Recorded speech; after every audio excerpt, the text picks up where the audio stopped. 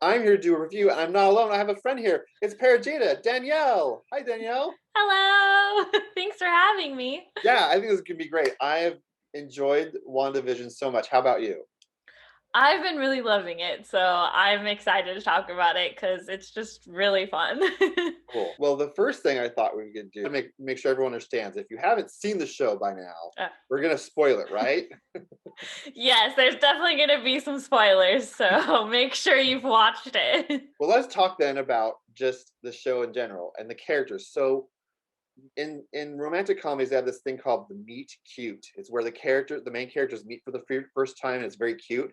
What was your meet cute for Wanda and Vision? I think probably the Avengers movie, Age of Ultron. Is that the first one they were in? That's the first one. Um, Yeah. yep. So that's the first time that I saw them together. There was kind of like the last credit scene that kind of had like the Scarlet Witch in X-Men, but it wasn't the Wanda that we know.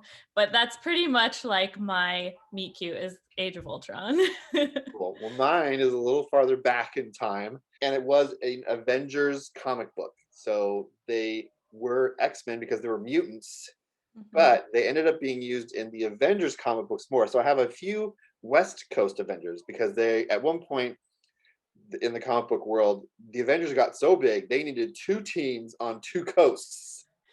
So Wanda and Vision were on the West Coast. They were in Malibu, saving Oh. the world from Malibu. So that's where I first met them and understood who they were and got to know what they were. Jumping into hearing about WandaVision, for you, what was like the thing that you were like, oh my gosh, I'm so excited to see this show? Like, what made you drew you into wanting to watch it?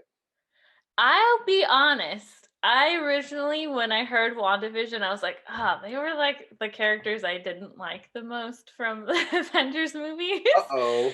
Um, so I'll be honest. At first, I was like, I don't know if I want to watch this. But when I found out that it was like the whole sitcom like theme, I was like, I'm into it because I love sitcoms. And I was like, okay, they got me. They're dragging me in. I love this. Bring me some old television. Totally, yeah. When I saw some of the previews for it and what they were doing, I was like, okay, this is kind of neat. They're starting getting like this nostalgic, and I really did like how they went in like sort of historical order of like Yes. situation comedies and how they started. But like Dick Van Dyke, that Hmm. show, I do remember seeing that like in regular like rotation on the TV when I was a kid. So like it was totally like, this is so true. Like it was just the best. So it was really cool. And the fact that it was in black and white, like they took a chance on that first episode It's true. by They having it definitely color, did. They right? definitely did, especially since the whole episode was black and white and it was all in that time and there wasn't any other like side things coming into it, which at first I'll say I was thrown off a bit because I was like, okay, what is this? I'm confused. Like what happened? Like I'm like I need a recap of like what happened to Wanda and Vision Right? before I get thrown into this random thing where I don't know what's going on. And I'm like, is the whole show going to be like this? And I'm like, that's a pretty big risk just I doing agree. that. Yeah, I And agree. I was like, I hope it gets a little bit more actiony. Well, and it's like the wife of Vision's boss when he was like choking and she just kept saying the same thing over and over and over and you're like, "Okay, this is starting to get really creepy. Like what's happening here?" Right? And it's like, Yeah. "I'm It so was confused." it was actually for me, I thought about it and then I actually watched a video where they talked, well, in that behind the scenes documentary, that they were going for a Twilight Zone moment in that scene where she started repeating Mm, and he was choking. I could That see whole that. idea was just sort of like a eerie, like black and white time frame Twilight Zone moment. So Definitely. it definitely had that feel to it, and I was like, looking back at it now, realizing that I'm like, yeah, that was totally like going for the like not just focusing just on Dick Van Dyke, but like other shows from that time period, like the Twilight Zone. For sure. And it was kind of interesting at that moment, like rewatching it, because I watched it a second time and then the second time it makes so much more sense and you catch so many more things that like you didn't beforehand, Yeah. once you know what's ahead of you. But like that scene just like you're like, oh, she's talking to Wanda and she's telling Wanda to stop it. And and she's like, you're killing my husband. And so like looking back at that, it's like, oh my gosh, that makes so much more sense now. It was so Yeah. creepy and weird at first, but now it's like, oh, I get it. The next episode being like very bewitched themed, and the Hmm. introduction of Agatha, or Agnes as she's called. Yes. Well, she was uh, actually, she was introduced in the first one, but like just her character being that nosy neighbor that hmm. like I think almost every situation comedy sort of that became a trope of every situation Definitely. comedy. There was always some sort of oddball nosy neighbor that was always like interjecting themselves in the lives of the characters and changing things and doing stuff. So I think her being there in that Bewitched one was really good too, especially like you got to actually see more of her powers. Like Yeah. in this show, I think overall you see her using her powers and more than just going, you know, Yes, in the movies. exactly. Exactly. You get to see the more like mind control powers and things like that, which is way cooler, and the more just like Yeah. moving stuff around, Well, and which the is pretty nuance, cool. like just she wasn't just going like this and the red coming in her hands, like she would just go like that or like move something or like point at something. And it was very nuanced, I think, in a way that I thought was really cool too. And especially with Bewitched, because you know, in Bewitched, the only thing they used to make it look like her powers were working is she'd like wink, move her nose. You Yeah, know? yeah. That was the only thing missing from that episode was her like digging her nose. It's so true. Well, and I saw something that said that Agnes's house that they use is the actual bewitched house. Oh, I is don't it? know if that's Oh, true or not, but I was like, oh, that's really hmm. cool if it is. That is a cool idea. I have to look and see that. That'd be interesting if that's what it was. Huh. Yes, look it up, guys, and let us know in the comments if that's true or if someone lied to me. Totally. Tell us in the comments. Let us know. Yeah. So I loved how that episode introduced even more characters. We got to grow in who, the characters and seeing more of the town. Yeah, it was pretty awesome. And just like seeing how everybody comes together, kind of like in that like 1960s like thing to come watch the magic show or their variety show and things like that. And just like the ladies at the pool and stuff like that. It was kind Yes. of, The country uh, club that they're all a part of, but you don't know how they're yeah, a part of this country club and why. And exactly. And I think that's the episode where we got like our first like kind of glitch situation where it like was. uh the FBI agent Jimmy was like getting in over the radio, and that's Yeah. when like the glass breaks and then the red is on her on Dottie's hand, which was really cool, like with the black and the white to see the red blood. It looked super cool. I think it was really a great way to introduce it, like to bring in that the reality and just the song that's playing just as he becomes Jimmy Woo's voice. It's "Help Me, Hmm. Rhonda." Like that was just a great little nod to that time period, but also to like connect to the show in a way Oh too. yeah, it fit in perfectly. It was just like, oh wait, what? Yeah, but that little red nod, like just the little red colorings in those first two episodes that sort of led up to the very end of that episode where everything turned colorful. But then it was like also the glitch that occurred for that to occur. Like Hmm. her glitching because this beekeeper like appears out of the Yeah, the ground. creepy beekeeper. That was definitely kind of Twilight Zoney too, as well. Yeah, like Mhm.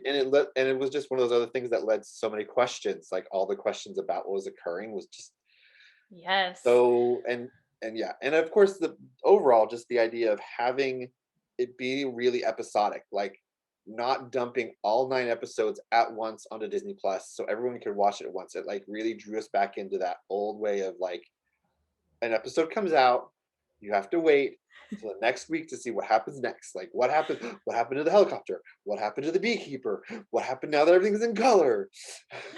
It's so true, except so frustrating sometimes because I was like, I just want to watch it all at once. But I get why they did Yeah, it. and they did a great job of it. I think it was really cool to like build like as they were building. It's almost like they were building a cake. You know, you got that first layer. you've cooked the cakes, you're making the layers, you're adding all the things to it so that you can then see this beautiful cake at the end. And I think Mhm. the thing that was really cool was that idea of like for the children was happening, and then at the end of the episode, oh look, Oh, I'm I pregnant. have a Like, child. which was like sometimes happened in the shows. Like if you think back to those kind of shows, Yeah. especially because like back then they didn't show adult characters who were married living in like in their bedroom situation, and if they did, like they did in the beginning of that Yeah. episode, they were in separate beds. Yep. Well, and I did think that also that same episode when they kind of, get together and put their bed together, I was like, oh, Disney Plus, this is a little racy for you. And I kind of Right? really liked that about the show is that they kind of went into that innuendo space, but like still kept it Disney, but like they let things get darker, like Yes. in the later episodes when they're going through Wanda's life and things like that. They let it get dark, which I was worried wasn't going to happen for Did. this because it's on Disney Plus. But I think that it was kind of fun that they did do that kind of stuff and kind of threw in that little innuendo now and then. Yeah, which was another nod to like the sitcoms going even far back as Lucy. I Love Lucy. Like Hmm. she when and I Love Lucy was a producer of her show, and she wanted to show them in their bedroom, and the censors were like, "You can't show them in one bed." She's like, "Okay, we'll put two beds in there, but we're gonna show them having a kid and everything." And so I think that bringing that into the sitcom situation comedy too was really great. Definitely. I do have a bone to pick though. Why 9 episodes? Why can't we make it an even 10? Or like the numbers, like most episodes in the last few years of a sitcom have been about 13, if not True. 20. True. So I don't know either. Like that's the one thing I'm like, okay, that was 9 episodes, and like, was there supposed to be more? Did our lovely little Panda Express make them cut down on how many episodes they were gonna make, or what happened? Well, I feel like it's definitely like something that is like a full movie, and so then they just like chunked it out. But I'm just like, come on, Yeah, let's make it 10, guys. Make it an yeah. even 10. So that next episode, when they finally had the color, I thought it was just very reminded me of like it didn't remind me too much of Brady Bunch, but it reminded me more of like the Partridge Family. Did you ever see the Partridge Family? I wasn't a big Partridge Family person. It was more Brady Bunch. But like the stairs in that episode was like totally Brady Bunch, Totally. and I was like, oh yeah, we're Brady Bunch zone. Yeah. The song and the way that everything played out with the song, it reminded me like more of like something from Partridge Family than it was the Brady Bunch, because the Brady Mhm. Bunch was their song was more like telling the story of the characters. Whereas Yeah. this didn't do that. Like it was just a catchy little tune. True. But they did have like them in the hexagons, like kind of like Brady Bunch style. So Yeah, they with the kind of squares. took from each and like put Totally. it all together. Yeah, and I loved just how comedic, like Elizabeth Olsen, so funny. This episode especially, she was hilarious. So hilarious. Definitely. Well, and I thought that it was like kind of funny, like them getting ready for the baby, because like this whole episode is just like woo, it's huge, like start to finish. Like, oh my gosh, you have a 10-year-old Yeah. now. No, that was the later Um, episode. This episode, they were just having the babies. Yeah, like oh, she was gotcha. growing. Okay. Like, she started off really short, like small, and the doctor's like, "You're 4 months along," and then like Vision comes back from the door, and she turns around, and she's much bigger, and he's like, "Holy Yes. moly!" Oh yes, this is the episode with the crane. Yes, the crane that Gotcha. told the show. Like I was I just like, know, right? I thought they were gonna keep like having the crane come back the rest of the Oh wait, episode. it's a stork, not a Oh, crane. it What is am a I stork. thinking? Yes, Of course. we both got it wrong. Wrong bird. It Close was a enough. stork. Yes, but it was I did still think funny. that was really cool when like this she tried to make the stork go away and it like turned into the big red cloud. I thought that was really And then he cool shook it looking. off.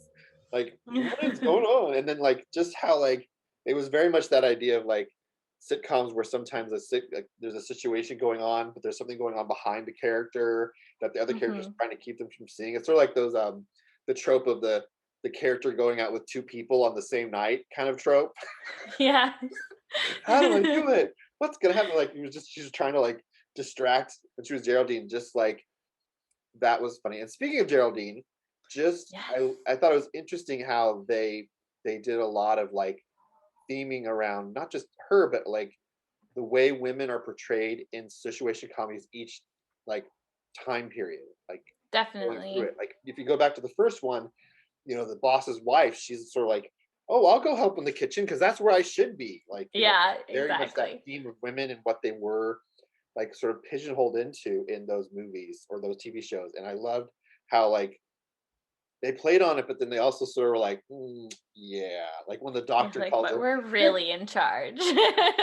yeah, like or when the doctor was like saying to Geraldine, "Gosh, you were so smart. You'd make a great nurse one day." And then like Yeah, they looked at exactly. Geraldine and they looked at Wanda and they were both like, You're like, sure."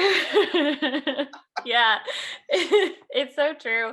And I do like it because if you look in the later episodes, the guy that's always the mailman or the package carrier, things like that, he's like, oh, your mom will figure it out. She's the one that's got it, like kind of a thing, compared to like before where it's like, oh, your wife is making us dinner, it better be good. That's something I really liked about this show is it wasn't just making him out to be making Paul Bettany or the Vision out to be like he's the smart one, he's the man. Like Yeah. it's really about her and like even though just like when she's having that whole trying to hide the pregnancy from Geraldine and like all the things she's doing, it was just the slapstick in that episode was hilarious and how Definitely. she was able to pull it off so well. Well, and I think too, like also like the fact that Vision doesn't even know what his job is kind of shows back to that it's like, oh, Wanda's in control because he doesn't even know what he's doing. Which is a great thing because I don't know how many there are so many sitcoms if you think about it, you don't really know what some of the characters do for a living. Oh yeah, totally. And Well, I love it's like like all the rest of the townspeople, it's like, what do they do all day? And it's like, oh yeah, I've been pruning this bush so long that it's gone through the wall. Like, yeah, it reminded me of that. It was totally that sort of mhm. thing. When he's like, "So what do we do here exactly?" And no one could give him a straight answer. Exactly. It's so true. So that goes on to the next episode then, where the kids are now born and there's two of them, which I thought was great. Like leading up to it, like in the first episode, I'm like, okay, I know this is gonna go where it's gonna go because in the comic books they end up having kids, and those Mhm. kids, like he's an android synthezoid that doesn't have any genetic material or way to Yep. pass on genetic material. So are they gonna do the same thing? And how are they gonna make that play out? So it Yep. was interesting how they did bring in the kids that way, and I was surprised at how fast they had the kids grow up in that next episode. I was not Yeah, it was expecting so that. fast. I was just very surprised, like, because they were like babies and then 5-year-olds and then 10-year-olds, and then she's like, stop growing. Which is And funny because that was one of the things I remember. I don't know, like one or two sitcoms from the '80s and '90s. They had it where like a character was pregnant, and then the next season there's a 5-year-old. Like well, it's they because were, like in real life, like it's a whole year until they do the filming, and yeah, so it's like, true. But the well, thing I is, it guess was you're like just growing. yeah, it was like there's this big gap. Like oh, okay, here's a child, a baby for this season, and then the next season, which is like summer between summer and fall, and in fall, like oh, it's a 5 to 8-year-old. Yeah. You're just I like, thought it wait was a really, minute, really what? good. Like they drew me in and made me forget about that. And by the end of this, it was like, oh my gosh, they ditched me again. Yeah, exactly. But I did like how they stayed the same age for the rest of the series. Yes, I thought it was good, but part of me was sad, and I was like, maybe they'll finally grow up, and then like they're gonna get their powers, and then they're gonna like really like amp it up. But I'm sort of glad that they didn't have them grow much older by the end of the episode. Yes. So that I was good. think this is not the last time we'll be seeing them. I hope so. Like I hope that either in the next Doctor Strange movie or one of the upcoming other movies, they come back. You know, I I mean, feel like they have to. I mean, I feel like there was a lot of setting up for the Doctor Strange movie in totally. this, so I'm Well, like, not just the I Doctor feel Strange like they're movie, gonna like get there. Captain Marvel 2 also. I mean, True, they're setting very up true. a lot of movies. Yeah. So I think it was really cool just how they did that and just played it in like, and I also like that they in that episode they went as far as having like the dog die. Like they did a special, like even calling titling it a very special episode. Mhm. Like the title was even giving you that because that was one of the things I think that happens more. Doesn't happen as much in too many situation comedies nowadays. Like I don't think they do it as much, but Yeah. definitely in the 80s and 90s that sort of PSA kind of like we need to talk about something really serious in Yes. this show because we need to like show that we're not just like fluff, Exactly. I know, like, there's definitely those special episodes where the dad has to sit down and have that talk with the kids, right? or like things Or like like Punky that. Brewster, like we were talking about Punky Brewster, and like her friend gets locked inside a refrigerator, and then they get her out, and they have to perform CPR, and like it's like this Yes, it's like intense. yeah this intense moment, but like you learn something in the show. Exactly. And we were talking earlier, like there's an episode from Family Matters that I'm like, it just stuck with me where like one of the characters gets shot because someone wanted her shoes. And it's like, whoa, that got really deep for a sitcom. Yeah, But yeah, they definitely do that. And it's yeah. like, and then the next episode, it's like Steve Urkel is being a crazy Oh no, he person. knocked over Yeah, something again. Yeah, exactly. totally what they were doing in that episode. And I thought it was really good because, and you were like, you started to think more about Agnes. Like the first two episodes, it was sort of like, oh, she's just another character there. And then even they were like Vision, like asking Wanda, what's going on with her? Like, Oh yeah, he's like why starting does to get suspicious why and does she keep showing up? And like she's yeah. like, I don't know, like let's just keep going. Like, and then that's like another glitch in a way, like him Yeah, like being like erased of what was happening. definitely. Like the part where she's like, did I do it right? Do you want me to reset this? Like to go back. And I think also at the same time, like that very special episode kind of clicks for Wanda too, kind of what she's created because she's talking about loss and how you have to move forward from it and you can't bring people back from the dead and Yeah. stuff like that. And so it's like I think that's where it started to click for her, like, oh, this I created this. Yeah, like it was almost like she was actually being taught a lesson herself about what are you doing here, whether you realize it or not. Mhm. And like that goes back to Exactly. what you were saying earlier about the boys not growing up anymore. Like she wants them to stop. Like, don't do that. Stop that. Even though, what are you doing here? Exactly. Let's look around you. You're like, this is how you're dealing with grief. Okay. Yeah, yeah. And I thought there was like, and then the next episode of like, and then that surprise at the end, like everyone was expecting, like, who are they going to bring in? Like, what movie character are they going to bring in next? Like, who's going to show up next? And then of course it's, or what did she call him? Pietro, Pietro. Pietro, Yeah. Pietro. Oh my gosh, I was so excited when he came on. I was like, yes, real Quicksilver, yes. Because, like, he's obviously the best Quicksilver. I mean, everyone can agree on that. Yeah, they did. I, Like, but I'd have to say that for me, he was better portrayed and directed in the X-Men movies than Pietro in Age of Ultron because like he was like sort of just he was in one movie in Avengers, but mhm, yet he was in two movies in the X-Men series. So like definitely. for me, he does stand out a little more in that respect that he was that. So I thought it was interesting that they used him in a way. And of course we find out later why, like, Yes, he was yes. used. I just really liked that they made the callback and they were just like, yeah, we get it. We messed up. We know we couldn't use him because of Fox properties, but now we own him. So, Yeah, totally. Yeah, and then I just led into the next episode was very much like the late 90s kind of like TV show where like they start doing a little more like from the kids' perspective because the shows were becoming more yes, about the kids' perspective than the parents' perspective yes. and Very like Malcolm in the Middle. very Malcolm in the Middle. And I loved like that was the Halloween episode, so we got to see them like in their comic book Like Yes. that was I thought just that was so cool. fantastic how they did it. Like I want to go now make a Quicksilver outfit because it's like, okay, I just need to cut Yes. some jeans off. I need to get some duct tape and I need a blue shirt. Yes. That was my thought too. I was like, oh man, I gotta cosplay this. This would be so cool. That was great. And then also just like how everything started to fall apart more. She had less Mhm. control. And so she was Yeah. sort of like okay with losing the control, but you could tell she wanted to keep things in control. Like Hmm. pushing back against Pietro every time he tried to push against her. Yeah. You know?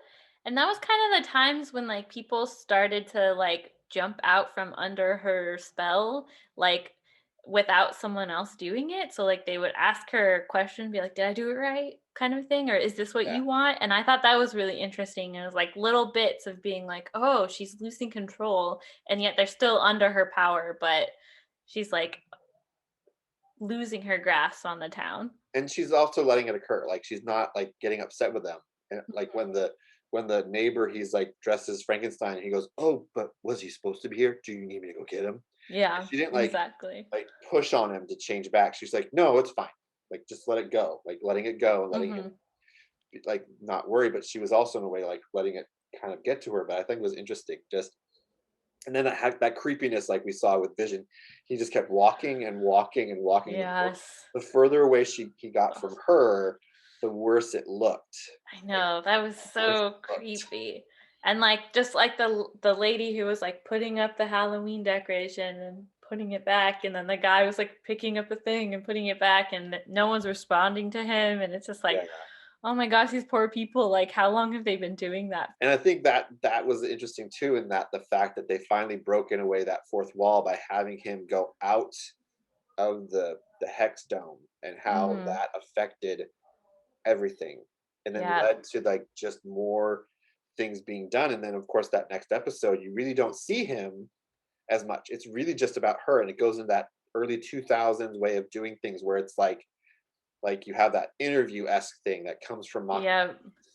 Yeah, like a Modern Family or like The Office kind of situation. Yeah, like, and if you think about it, like the idea of a mockumentary goes back even farther. Like with This Is Spinal Tap, like that was Oh when yeah, that's true. documentaries first started doing it, and then someone was like, "Let's do that with situation comedies," and so then that was what The Office started, was sort of starting that trend. You have The Hmm. Office, Parks and Rec, Modern Family, That's true. It's kind of what everybody does but now. my favorite like homage in that episode was the intro, because the actual intro took from a TV show that the Russo brothers were executive producers on called Happy Endings. Yes, I loved Happy Endings so much. I'm so glad you know what it is. I was afraid like I'm Yes. not gonna know what it is. Like that one I actually ended up watching late at night. So I'm sitting at like 1 in the morning on my couch, and then the opener comes and I just scream You're like, like yes. Happy Endings! You're like, Oh my gosh! yes. I know, it was so good. I was like, yes, I love it. Last sitcom of the sitcoms they did was very much modern, and I loved how they did that like documentary feel. But like she just was like she's done. She was just done.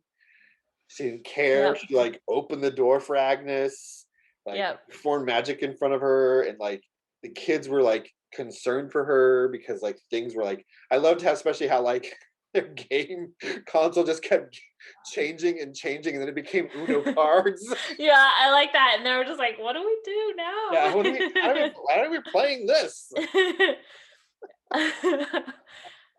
I do think that this episode like made me realize kind of that all the episodes were like her going through the different stages of grief. Because Oh, this one, she was like at depression, and like at first it was like denial, and then like the one where she like kicks Monica out is like anger, and like it kind of was like the whole process of it. So maybe that's why there's only 9 episodes. But that could be this it. Like one, there, yeah, that stages of grief that's out there mhm, that they've created over the years, like that.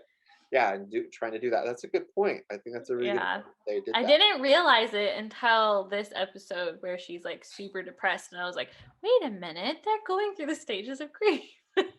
That's a cool thought. I never really thought about that. Yeah, that's really great. Overall, this show it was 9 episodes showing her like journey of grief, and how that has affected her, because that's one of the things that happens with grief a lot, is a lot of people don't realize is that if you haven't experienced deep down grief, the idea of it is just so foreign. Like, I don't Mm-hmm. understand why you're acting that way. I don't understand why you're not doing these things, but you are doing these things. Yep. And it, like, the characters, like the outside characters, not knowing, like they're all like, she's out to destroy us, she's got this ulterior evil motive, like she's Mm-hmm. the evil person, like we need to stop Yeah. her. But yet Monica, in the beginning, she was sort of like, I don't think this is a bad thing, like I don't think this is Mm-hmm. bad in a way that we think Yep. it's bad, because grief is seen as a negative thing, but it's actually a really part of humanity in general that we don't really want to Definitely. talk about. And I think it was good that they made this TV series. I think overall, I think it was a great idea. Mm-hmm. Well, and I think also having that character that kind of understood from Monica, like understanding what Wanda's going through, because she's experienced the same thing with her waking up from the snap and her mother being dead. And it's just like that, like instantaneous, like, oh my gosh, what? Which, like, when you think about it, it's like that's exactly what happened to Wanda. She comes back from the snap and it's right there, like Yeah. her person just died, and it's like that grief, and then like it's been so long, and it's like they're tearing up his body and things like that and trying to put him back together, and it's just like I can just imagine like that's like in a span of like days. Not more than just days, because if you think about it, if Hmm. you connect up to the blip for Monica and the blip for Wanda, like Hmm. they came back. Wanda's in Wakanda, and then she's immediately told, like somehow connected, to go to this other place to fight Thanos. And her first reaction to Thanos when she saw him is, he's like, "Should I know you?" And she says, "Oh, you should." And like she just wants to tear Yes. into him. Like, in a Hmm. way, that's like her start of her grief journey, is that anger. She started at anger, and then she decided to go to denial. Like, it was, Hmm. she couldn't handle the anger, she couldn't handle all those feelings, which happens for anyone going through grief, is just all the wave of emotions. So she went, like they both in that moment, like they blip into reality. But when Wanda blips into reality, it's blipping into like seeing her lover dead. Whereas for Monica, she blips into reality going, "Oh yeah, she just came back from surgery. Everything's okay, right?" And then like being told, Yeah. "It's been 5 years, and 3 years into that, your mother passed away." Yep. Like Exactly. their grief journeys, and that's, I think, is also important about grief, is even though we just talked about this idea, there's this steps of grief. Hmm. A lot of people misunderstand that it's not like, it's not an actual, like, you start at one and then you go to Yeah, two, it's not go to three. linear. Not linear. And I think that's No. the other thing about it is, like you said, Monica's ability to see that it's grief and trying to help figure out where she's at with her grief and meet her there. That was just phenomenal, I think. Yeah. And I think like we also see like Hayward, the sword guy. I don't know, head of Director. sword Yeah, he's the director. director. Yeah. Thank you. They like using the word director. Like, that's what Yeah, I'm just like the big guy. yeah. But like we see him trying to take advantage of Wanda's grief by just like putting that into her mind when she comes to like see Vision and being like, well, you could bring him back, or these kinds of things, to use her grief to his own advantage. And like Yeah. that was just like when we found that out, I was just like, oh my gosh, you're such a terrible person. Well, then it didn't work for him, and so then he just went to, well, he's not yours. You don't own him. Yeah. Like, Well, and it sort like of worked for him because she did bring Vision back enough for him to make the blank vision or white vision or yeah. whatever. So that's it. That connects back to the Hmm. comic books, because in the comic books, there's an actual. It's called the Vision. I think it's called The Vision Arises. I can't remember the name of it, but it's a West Coast Avengers episode where he had been destroyed or died, and she comes into a room where he's on a table almost exactly the same way, Oh, literally the same way, like the way they made the TV series, not fully like the comic book, because they couldn't have done the comic book. There's so many other things that led up to what happened in the yeah. comic book that they didn't have time to do in the movies or anywhere else. So like they looked at what was available, and like Jack, the creator of the show, like she looked at what was available and figured out, okay, how can we connect this to the MCU and how we're doing the MCU, Mhm. but also connect to the comic books in a way that was like Exactly. helpful for people. Yeah, the grief journey is the intensity of the grief journey is different in the comic books than it is Mhm. in this TV show. But I think it's important that they did it in the 9 episodes because it really is like that. Like your Mhm. journey of grief can be very up and down and all over the place and lead you to do things you might not think you would normally do, or other people on the outside looking in would say that's not normal. Yeah. Yes, definitely.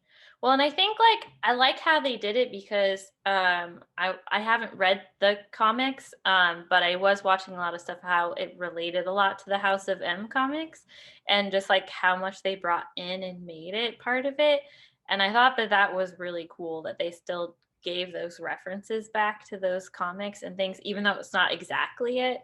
Yeah. Like obviously the backstory is completely different, but Yeah. Well, and bringing in Agnes, or who we find out that's Agatha, is Mhm. very much the character was that in the comic books. She was her, but she wasn't a bad guy. She was a mentor Mhm. for Wanda in the comic books and tried to help her understand her powers. But in this case, they made her more of a baddie, but not like the big bad.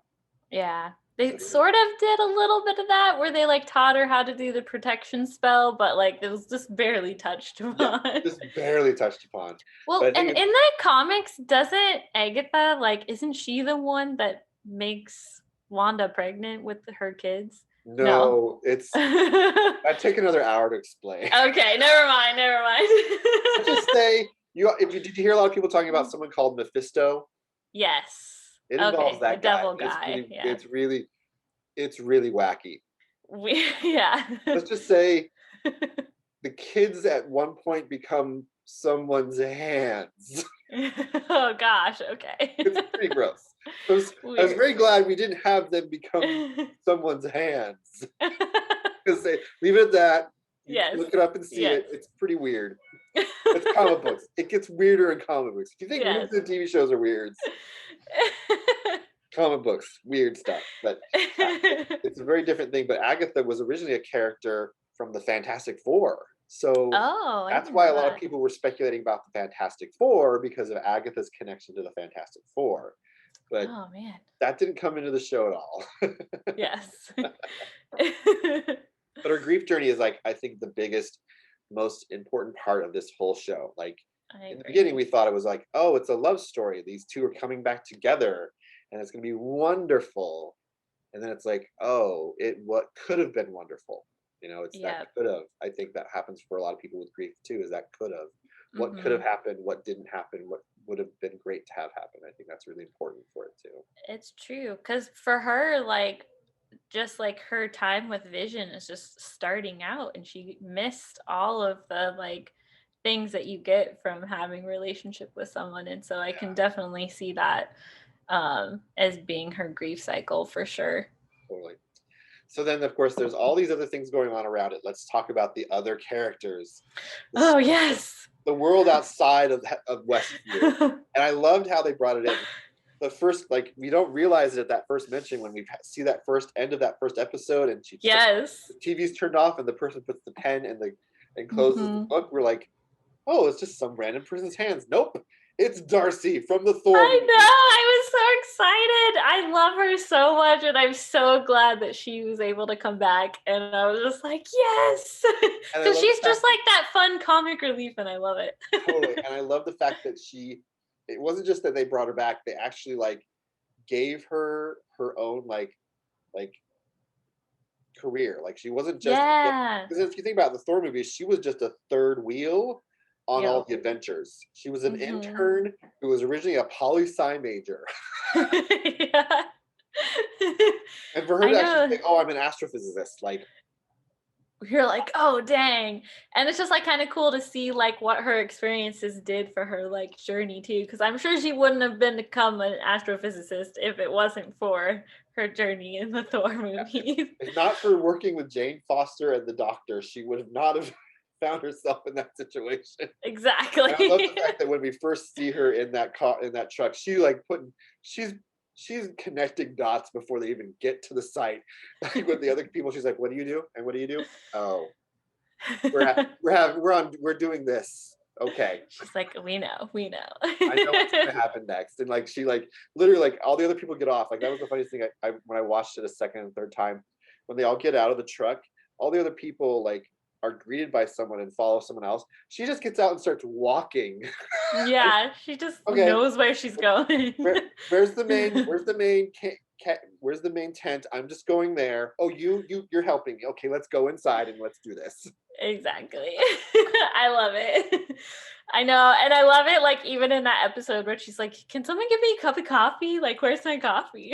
Yeah, like just like that was so funny. And then like when we have Agent Wu, like at first like it didn't connect when Same. at first I didn't get it, and then when he did the flip with the card, I was like, wait a minute, that's oh my gosh, Yeah, it took that me a man while. I was was like, how do I know him? I was like, I know this guy. I've seen him before. Where is he from? well, the funny thing is, I didn't. There's a bigger connection because I had forgotten that he is a character from the Marvel comic books who's in a whole other kind of series, and Oh, I so didn't know that. yeah, and it's a very much a very POC comic book series, Hmm. and it's called Agents of Atlas, and Agent Wu is an agent of Atlas. Oh, do you think that's going to be a new show? Oh man, that would be phenomenal if they made an Agent of Atlas show, because if you're you people who are watching, and Danielle, you should go look it up. It is Okay. phenomenal. They actually I checked out a few of them from the library. So they have trade paperbacks of this in the library. Such a great series of comic books, and a great way to like introduce you to more POC characters. Very like Oh, that's good to know because there's just not enough. there isn't like, and that's the other thing I liked about this series is it wasn't just all white people. Like you have Monica and you have Yes. Agent Wu. You have some of the characters like even though like the show was like showing different time periods, even in those time periods you have different people from different backgrounds and different colors Yes. throughout the show, so it wasn't just all white. And even Yep, though I did Monica, like that. yeah, even though Monica had played some stereotypes about black people from TV shows in her parts when she was Geraldine, Hmm. they didn't let it become too uncomfortable or bad. So I think that was Yes. really great too. Well, because I think if they didn't call it out, we'd all be like, really? You're just pretending it didn't happen. So I think it's good that, like, there were still some of those things to make it more, like, visible to be like, oh, yeah, that was real dumb. And just, like, to call it out. So I think Yeah, that's like, really good. totally. And I loved how they introduced Monica's character as Monica Rambeau, like having her learning about her because we last saw her in Captain Marvel and she was like I know. So it 10, took if that. me a long time. Like, it really took me a long time to figure out that it was her. Like, they had to really drill it in and be like, your mother, your mother, your mother. And I was Yeah, like, and I who think they was her did. mother? And I had to go look it up. I was like, who was this mom? Yeah, because I And think then that's I the was like, important thing. oh, it's her, the little girl from Captain Yeah, because I Marvel. think it's been so long since that movie came out, like, and her character only showed up in like the third act of the Captain Marvel movie. Mm-hmm. So, and she was so young. But for me, when I saw that movie and she said to her, "Don't worry, kid, one day you'll be great." I was like, oh, okay, they need to make her become something. And so I was very Yes. excited that they gave her superpowers, because that's one of Yes. the things that people forget is before Carol Danvers became Captain Marvel, Monica Rambeau, right back there, that picture, was the first female Captain Marvel. And I think a Oh, lot of she people, was the first one? Oh, I yes, did not know that. she appeared in a Spider-Man comic book, and she got her powers in a Spider-Man comic book, and then she appeared in the Avengers, and she was given the monocle of Captain Marvel. She took on that title. Oh, So she'd okay. been that title for a very long time before they ever decided to have Carol Danvers take on the moniker of Captain Marvel. She'd always been Ms. Marvel, Oh, and so I it was really didn't just know really that. great. Like people don't realize the first female Captain Marvel was a person of color. That's So awesome. I didn't know. I thought that she had came after. So that's really cool to know that it was yeah, before. well, there. If you look at the timeline, yes, there was the original Mhm. male Captain Marvel, and then Carol Danvers, but she never took. They never had her call her Captain Marvel. They called her Ms. Marvel because Mm, it was at that time period, the '60s. But then in yeah. the late '80s, early '70s, Monica Rambeau came along, and they let her. They decided to call her Captain Marvel. So Gotcha. Okay. yeah, Okay. That's I was cool. very excited to And see her come into this thing and to see that the hex, because she was thrown out of the hex and how much that power took on in her, that she then was being like changed. Like when they first showed, they said mhm. the X-ray. Well, the X-ray came back and there's nothing there. I was like, oh, I was like, what's where'd we happening? go? The fact that they decided to not just like, hey, here's this character who's like part of the comic book series, and we're just going to use her. Like, oh, she has much more greater potential, and I love the fact that that last episode, it was like, you need to Yeah. come meet my director. He's up there, and she's like, up there. What? Yeah. I know, I love it. And I'm like, yes, more movie stuff. I was really excited that going back to what we were talking about earlier about setting up other shows and movies. This Mhm. this show was not just setting up what's going to happen in Doctor Strange, because we've all heard that Elizabeth Olsen's character is in Doctor Strange, but I love the fact that we're setting up Captain Marvel Part 2. Like it's Yes. like that's where it's like this is the next step as well. Like it's they're not just doing what they did in the movies where it's like, okay, here's the movie, and then oh, here's this little snippet about the next movie. Like Yeah. this is like 3 movies from now. Yes, exactly. Well, and like I loved Captain Marvel. Like that's one of my favorite It's a great one. movies. And so I'm just really excited that there's going to be more and there's more stuff. Like Doctor Strange, I wasn't really the biggest fan of, but after watching WandaVision, I'm more excited to watch it. But knowing Captain Marvel stuff is coming around the corner, I'm just like super excited. I think it's great that they're doing that. It's just the one, and Monica Rambeau is a wonderful character. Going back to what you were saying earlier about her mom, like I was like, when they showed her blip, I thought they were going to have the actress who played her mother show up, like in some Mm. way. But instead, we just get the sad news that her mother's passed away. But we also get the great news that they bring in Sword. Yes. So, did you know much about Sword before you saw this TV show? Not too much. A new organization that watches over superheroes, pretty much. So it sort But of is, but it's more about like they said in the TV show, it's more it's about more things out space. there. Yeah. Well, in the comic books, Sword comes from the X-Men comic books. Oh, I didn't know That's that. where it first appeared, was in the X-Men comic books. And yes, it's an acronym just like Shield was, but in the comic books it's different than the way it is in the movies or the TV show. Hmm.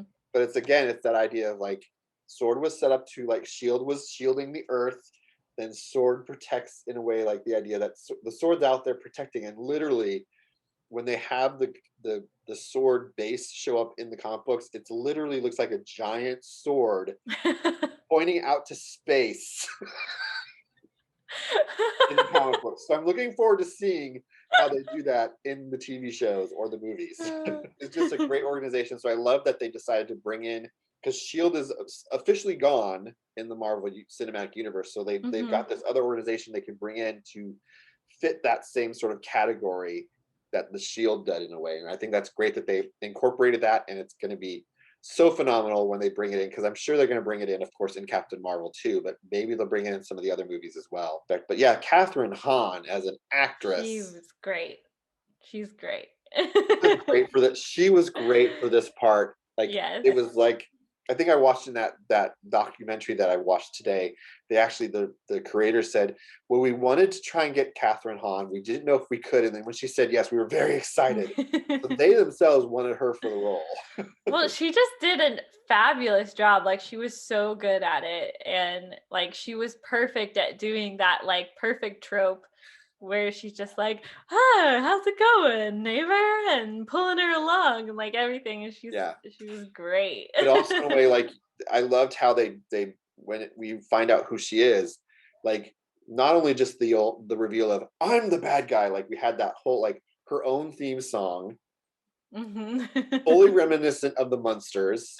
Oh yeah, you're right. It was just like, oh, I loved it. And like you saw how she interjected herself and how she pushed herself into the show in ways that she wasn't supposed to be there, but because Wanda didn't think of it, she just thought she was another person Yep. living in the town and was Yep. becoming her friend.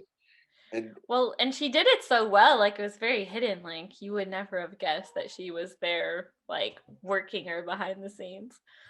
it was the behind the scenes, and then that explains Pietro. Like the whole time everyone was like, oh, he's the bad guy and he's pretending to be him and he's this character, but really he's this character.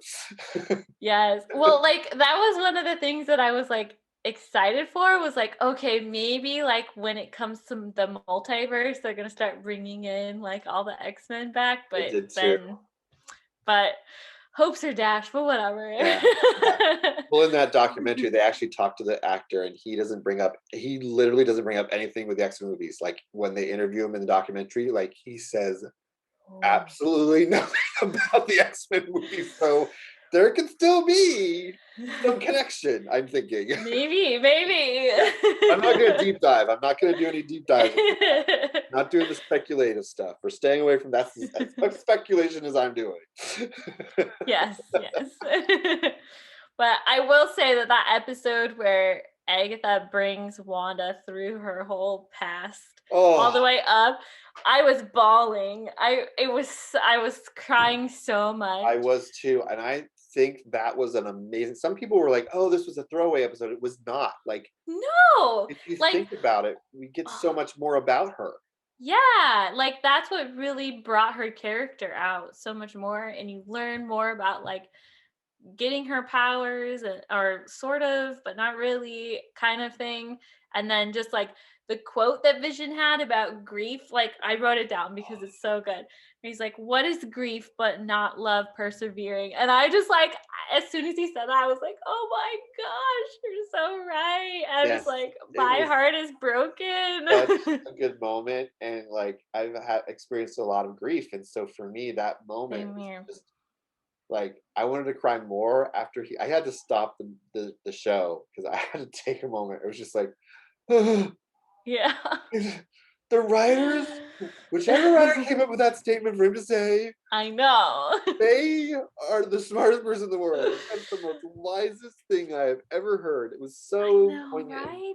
True. It's so true. And I just like, I'm like, that's something that's gonna stick with me forever. And that's so gonna end up on a lot of people's walls on posters. Yes. True. In a good way. Yes. Yeah. And I think that's I think that's what's great about that episode, as opposed to her just doing a narrative of saying, well, I've looked back at your past and you did this and you did this and you did this, but you still didn't give me what I needed. Instead, like having the actual journey of it happening was so much better because it gave us an idea of her origin. Like, yes. And I don't know, it just gave her character more depth, and you got to know a lot more and just like feel that pain that she had, which makes you be like, oh, that's why she was so against Stark and was on the bad side before. And it's like, yes, that makes so much sense. What kind of scale would you use to grade or for the review of this? I do it in ice creams, that's for sure. Ice cream. So how many ice creams out of 5 ice creams? How many ice creams would you give this show? Oh, that's so hard. I would say I would give it a 4 out of 5. 4 out of 5. Because okay. There's some things that I'm still questioning, but I think they did such a great job of like intertwining it. And I do think that the slow burn in the front end of the show, I was not a huge fan of. Oh, really? Okay. Yeah. So I wish they had put in some more like side stuff just to like bring you in and like to understand it better. But I understand why they did it. Awesome. For me, how about you? I would give it 4.5 out of 5 Mohawks. Nice. Half again is for just the character development was great, but like I guess I feel just like not enough episodes. I feel like there at least need to be 1 or 2 more episodes to really hone some things out. Like I thought like more about Darcy, more about Agent Wu. Yes. Maybe like more about Sword, like just I agree. I want more Agent Wu. I know. Well, cool. Well, thanks for coming on the show. Thank you for having me. This was fun, and I learned a lot about the comics that I've missed. So yeah, well, actually, that's one of the things I'm going to be doing is I'm going to be doing a series here soon relating the characters from the MCU to the TV to the comic books, so people can learn more about what they're like. Oh, I'm really excited. I'm definitely going to watch that. That sounds really cool. Yes, totally. So, would you want to come back and do this for the end of Winter Soldier and Falcon? Sure. I mean, I know that like I have such a lack of knowledge on like the beforehand stuff, so but sure, I'm totally in. Okay, cool. Let's do that. I would love to do that again. Let's do that and see how it goes because this was fun. I love talking about it with someone else. It's always fun. Thank you, Danielle, for coming on and doing this review with me. I'm so excited you got to do this. Where can they find out more about you? Like, where would they find you online? You can find my YouTube channel. It's Parejeda, Parejeda. I make nerdy crafts. So I made a sweatsuit that is WandaVision themed if you want to go check that out. I will put a link to that in the description. Awesome. Thank you. Now, and you can find me anywhere else online by looking at Parejeda. cool. Now, one of the things I've been doing in my videos is talking about something that gives back into the world so that people can know there's ways to help out in the world because the world's really in a place right now. What's an organization that you would like our viewers to know about? I think a really good organization that's doing some really great things is called Friends of WPC Nepal, and they're helping girls in Nepal to get out of the sex trade and giving them a place to live and learn and get an education and to help start their own businesses and just really helping them thrive and not get stuck in that spot. So it's a really great organization and it's based here in Seattle too. Oh, cool. Well, I'll put a link in the description to them as well so people can check that out. And thank you again for coming on and doing this with me. And let's do it again. Like, yes, the winter I'm down. Let's do it. Yes, okay. We'll let's do it then. it. So everyone watch for us doing this again in a few weeks. Yes, thank you. Thank you so much for having me. Yes, cool. Bye. Bye.